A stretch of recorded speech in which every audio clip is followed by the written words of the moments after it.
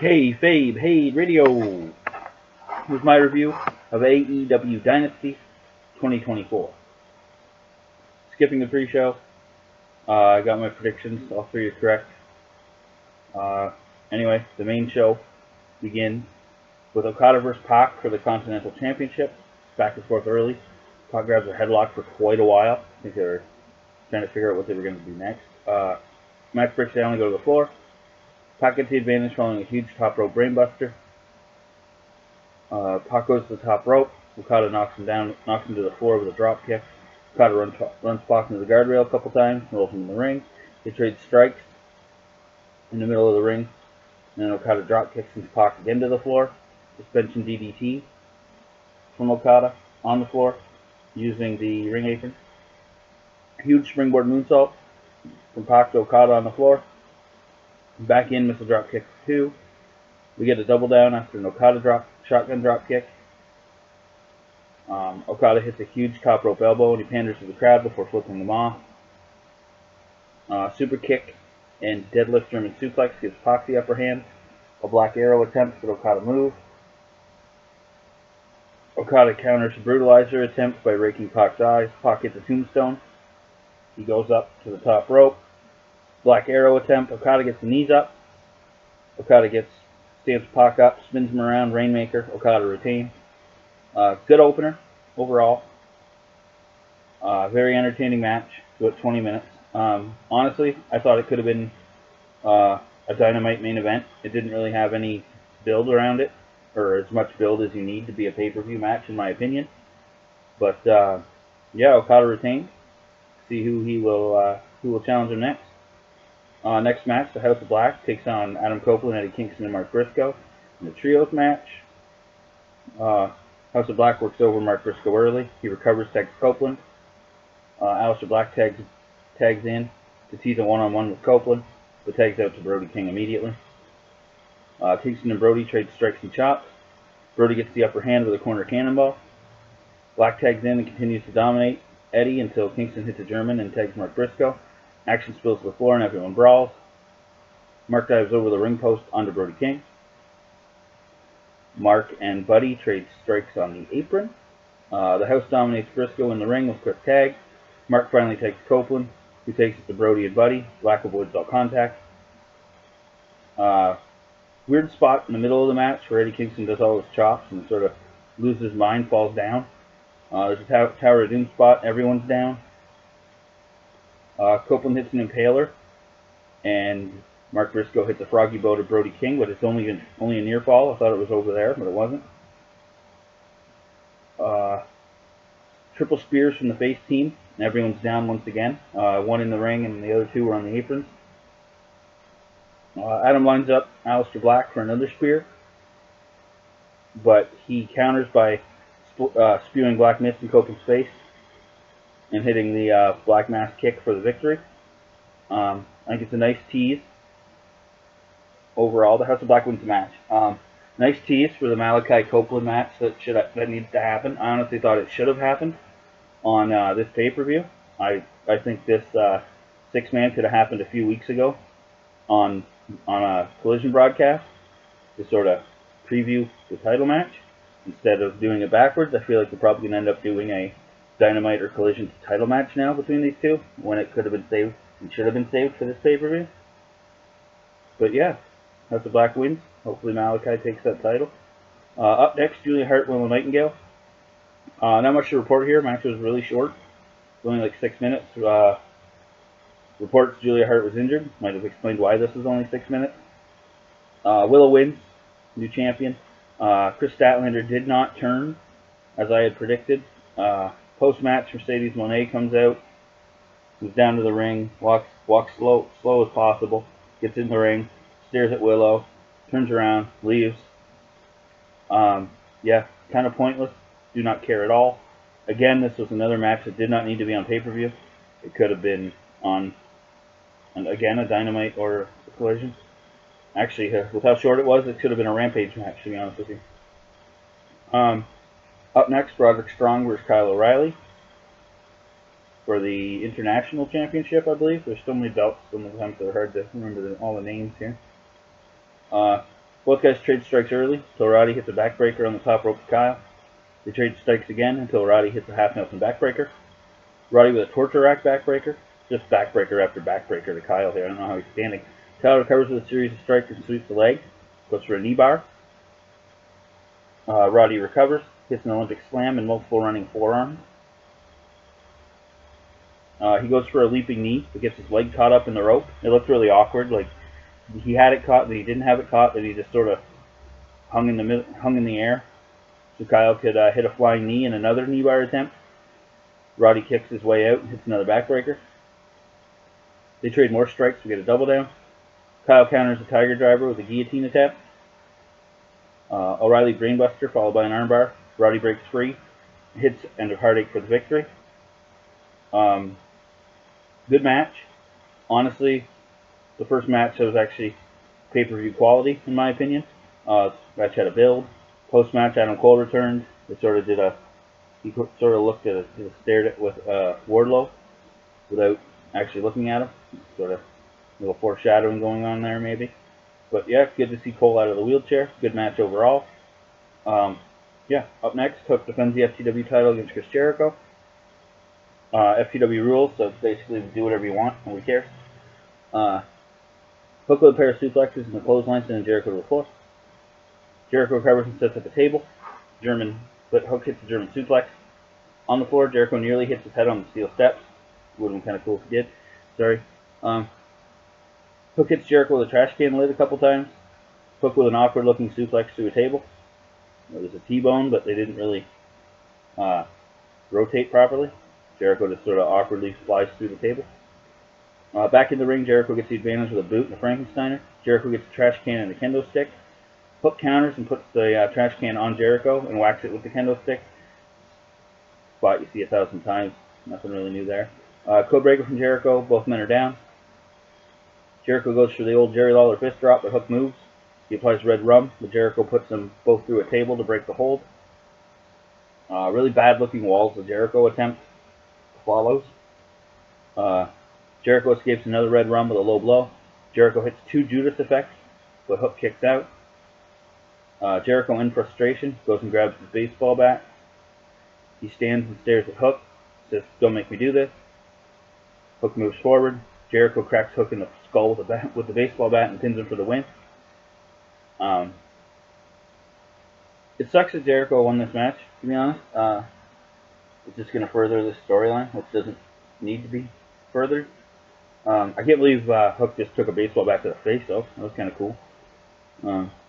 But yeah, Jericho wins, so yay. Up next, the Women's Championship. Toni Storm defends against Thunder Rosa. The video package, this match has had such a little build that the bulk of the video package was Toni's promo from the previous night's Collision, which I thought was kind of funny. The match begins. Toni asks if Thunder Rosa is going to wrestle in that match. Lots of guys wrestle in masks, Toni. Ever watch Lucha Libre? Hell, the guy sitting next to you is calling the match in a mask for some reason. Toni works over Rosa's back, which is good storytelling due to Thunder Rosa's previous injury, and that's why she had to give up the title in the first place. Thunder gets some power moves in, but they all involve her back, which kind of annoys me. Like, you're supposed to be selling your back, but you hit 3 big power moves or you need to lift. Rosa hits a Death Valley driver on the apron. Toni hits a backstabber and a fisherman suplex for a 2 count. Back and forth continues. Mariah May gets on the apron, but Deonna Purrazzo comes down the aisle and fights Mariah to the back. Toni hits the short pile driver for a near fall. Cloverleaf attempt from Toni here, but Rosa gets the ropes. Backstabber from Thunder Rosa for 2. They both stand up, recover. Toni kicks Rosa below the belt and hits another short pile driver for the victory. Overall, this was a very, very good match. Toni Storm's the best thing AEW has right now. Well, when it comes to character work, she's brilliant. I don't think she should ever lose this title. And yeah, up next, I'm not even going to talk about it, honestly.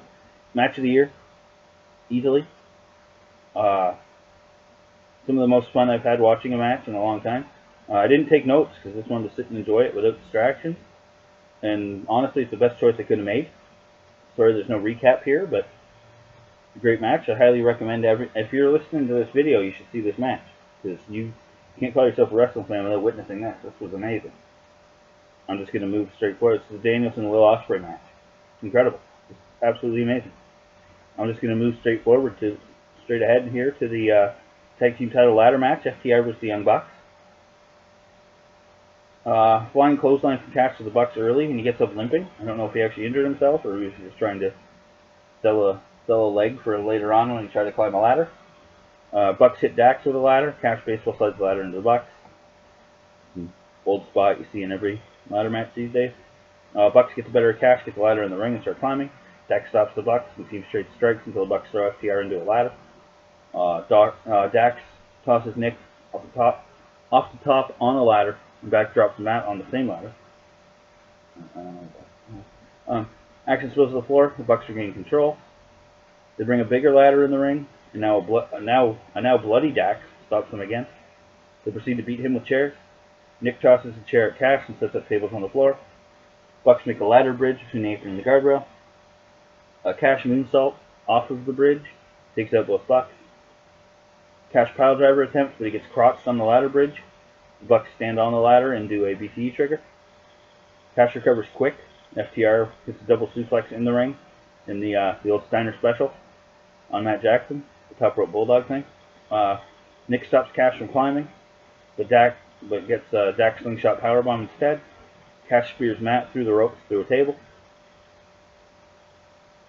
Nick Hurricane Rana puts Dax through another table. Everyone's on the ladders now until FTR hits a shadow machine on Matt. Nick beats both of FTR with a chair. Nick sends the ladder in the corner with Cash down, but Dax meets him on the top of the ladder with strikes. We get an absolutely insane powerplex off of the ladders. You could see it coming a mile away, but it was still an incredible visual. Cash climbs the ladders, but Matt interrupts. Matt spills to the floor. Nick hits a 450 through a table on Cash. Dax hits a pile driver on Matt on the previously mentioned ladder bridge, but it collapses when they land. Looks pretty violent. Dax climbs, but Nick stops that with a sunset powerbomb off the ladder. Cash clothesline sends Nick to the floor. Nick bounces off the ladder, sitting on the apron in the process. Cash suicide dive attempt, but Nick moves out of the way. Cash crashes through a table. Dax and Nick battle on the ladder. Dax knocks him off by whacking him with a tag belt that's hanging there. It looks like the FTR is about to win. When Masked Man jumps the guardrail and knocks him off the ladder, it's Jack Perry, as predicted. Nick Jackson then climbs the ladder and grabs the championship. The Young Bucks are 3-time champs. The match happened exactly as I predicted. I knew a lot of people had a feeling Jack Perry was going to come back and cost FTR the victory. It just furthers the story. It's just a matter of is Jack Perry a member of the New Elite or what's going on? Because I don't know.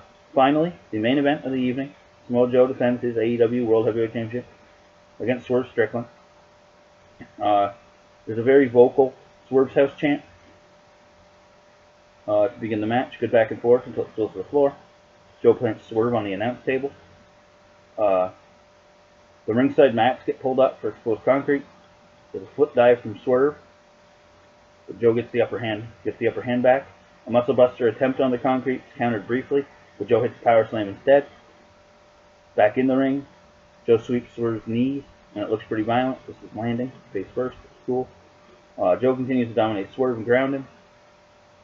Swerve finally gets the advantage. Joe hits his arm off the ring post. Swerve with an awkward German suplex. Joe recovers and eventually hits a muscle buster for a 2 count. Joe grabs the championship, but Nana distracts him. Swerve hits a kick, a 450, and a stomp for a near fall. Crowd really thought that might have been it right there, but nope, it's a near fall. Swerve goes to hit Joe with the championship, but Joe counters into the Coquita clutch. Swerve takes control of the injured arm and snaps it back until he breaks the hold. Swerve with a house call for 2. Strickland then hits a powerbomb off the middle rope, followed by his stomp for the victory. New AEW champion. awesome. I love the fact Swerve got the championship. It's absolutely incredible. Happy for the guy. Definitely earned it. Beating Joe's a pretty big notch in your belt. The only thing that I don't like is the fact that a lot of signs are pointing to Ospreay taking the title at Wembley, which gives Swerve only like a 4-month reign, which I'm not the biggest fan of. But yeah, overall, Dynasty, very good show. Once again, I thought the first 3 matches could have been television matches, which would have really helped the length of this pay-per-view, 4 hours long. Could have cut it down to 3, and it would have been like top to bottom one of the best shows ever. If you would have started with the Roderick Strong Kyle O'Reilly match, I think it would have been absolutely amazing. Would have been a great show. James and Ospreay, again, I didn't talk about it. I didn't give a lot of detail here. Just go watch that match. Just go see that match.